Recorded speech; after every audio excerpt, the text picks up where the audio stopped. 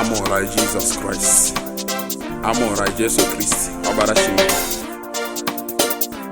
Ọkpala Chineke. Anyị wee na-eme ncheta ọmụmụ gị. O Jesu, anyị asọpụrụ gị.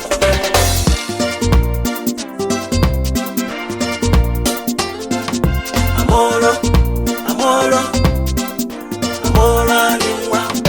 Amora, Amora, Amora Chineke. Amora, Amora, Amora anyị nwa. Amora, Amora, Amora Chineke. Bethlehem ka a mụrụ ya, Mary na aṅụrị.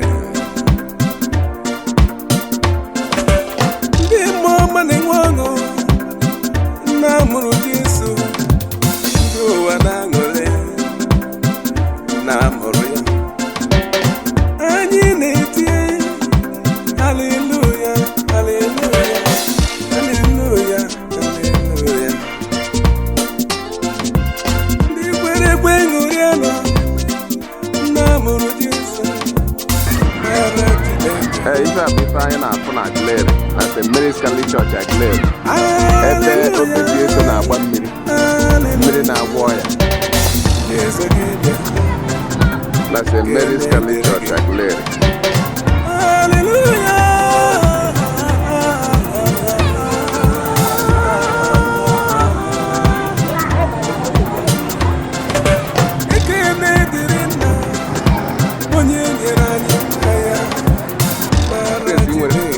Web na even I'm over 4 days now.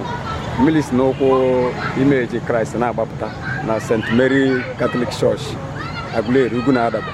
So the thing is a surprising something. It's a wonderful thing. If I have been here before, but I watch if I can na-agba mmiri.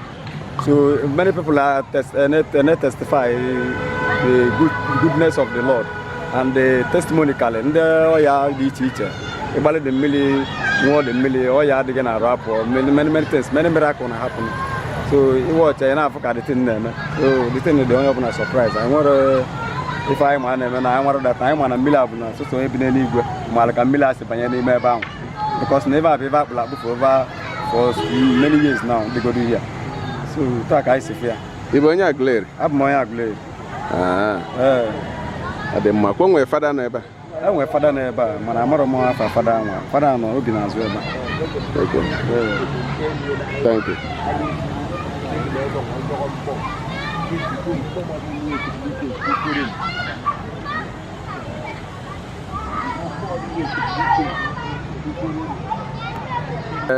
Biko, gbogodo anyị afa gị ka ị kọọrọ anyị ife na-eme na St. Mary's Catholic Church Aguleri. Okay, afọ m bụ brother Chinedu Mabia. Abụ m onye Aguleri. Bijek Movies International rutere na Aguleri wee fụ na St. Mary's Catholic Church na-enwere obe Jesu na-agba mmiri n'ụkwụ ya. Anyị wee jụọ mmadụ wee sị anyị jụgodo brother Chinedu ka na ọ nwetara idea kedu ife ma ka esi fụ ife ahụ. Well, it's a miracle.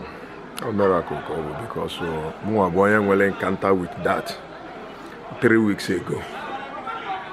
You know, that is my parish. I am the vice chairman CMO. So I'm just here where Abasa Monimas in Jena Chapelle, Bessie Belendana Gluten 9 years so basically Benjana Crucifix. So 3 weeks ago, Abasa Monimas.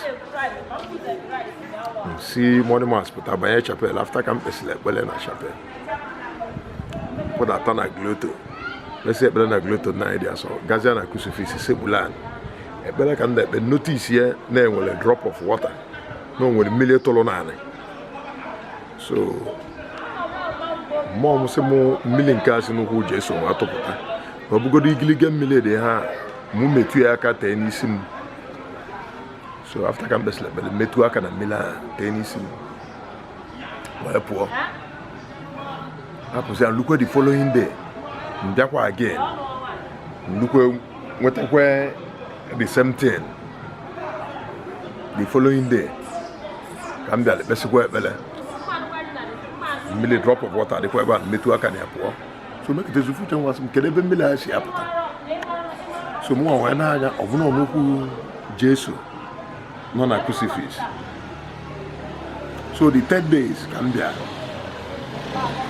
mesizi ekpere bịa fụ a cover of feeding bottle atọgbọrọ ebe a a cover of feeding bottle ọbụna mmiri a atụjugo na ya so ekpesizi m ekpere tinye aka na dị mmiri ọnya n'isi m after ka m kwụsịsịrị pụọ our security na-emechi gate bịakwa kpọọ m sị m na-ekweghị nkanta ya na-enwe because nọ na-eme fada pụọ ebe a ka ọ na-edina n'abalị so fada bata gbuo họn ka o nwee weekend ya mepelie gate ọpụta in the morning bụ Boniface sị m na-ekwe mmiri na-atụ nne sị m ma afụ gị nsị ya na m witness sị maka dịzi ebe mmiri ha nsị sị m ghọtarakwa ka a ga meet my parish priest bụ Fada Martins Atụmanya mana asị fada na-ekwe ibe na-ewute na nna afụ na crucifix anyị ọsị m ya na mmadụ agbagokwu ya dịte si ekele ebe anyị akpọ nke ahụ sịmalite mgbagakwala ya na ihe abụkwa nnukwu miracle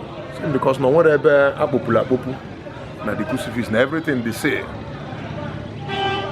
so my brother akwa ebe eyewitness for 3 weeks now mmiri ahụ ka na-agbapụta n'ukwu Jesu a lot of people na-abịa ma ndị na-aya ọya na-eme onye metụ mmiri ahụ aka o nweta onwe so ebe eyewitness a lot of people si ebe dị iche iche na-abịa na my parish St. Mary's Catholic Church Ugwunadaba Aguleri.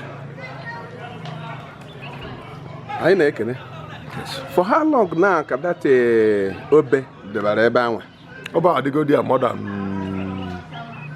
anọta m obodo a 2012 ọba 2013 ka etinyere ya anọ m enwe tinye dị obe brother nwanne Reverend Fada Ọkafọ onye gonyela anyị ọba anọ m ihe ogole 280,000 mgbe fada n'obodo ya bụ Fada Oliver kwuru na-enidile ka etinye ọba at least onye ọbụla na-agbafe ka ọ mara yes no a Catholic Church etinyesi ọba before Gloto so 2013 till now it's a 7 years the obe did that place. and since ahụ nwere ife ọbụla na-eme ebe a o nwere ife ọbụla na-eme eyewitness no dịksi ya ka eyewitness nke miracle water 3 weeks ago